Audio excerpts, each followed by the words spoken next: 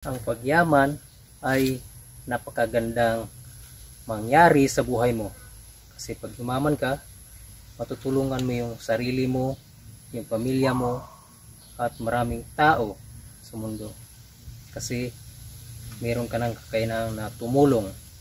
Kasi may pera ka, may kapangyarihan ka ng tumulong sa maraming tao sa mundo. Kasi pag mahirap ka, hindi mo nga matulungan yung sarili mo, tapos tutulong ka pa. Mahirap tumulong pag mahirap ka. Pag yumaman ka, marami kang matutulungan sa mundo. At ang mga taong mayayaman ay maraming natutulungan. Kaya sila yumaman.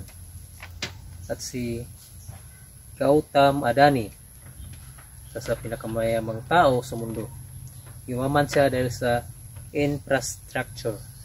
Kasi tumulong siya sa bansang India na magkaroon ng mga development sa kanilang bansa, gaya ng port, electric power, mining, renewable energy, airport, oil and gas, food processing.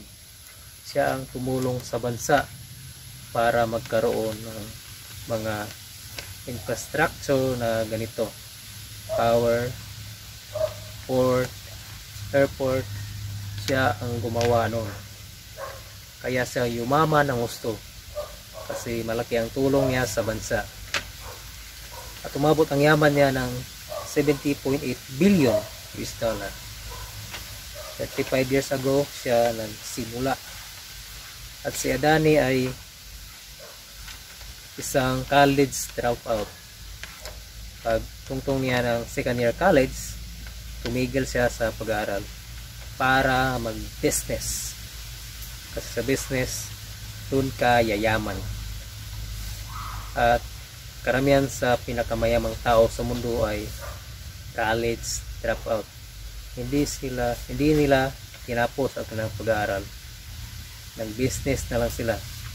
At ngayon, sila ang pinakamayamang tao sa mundo.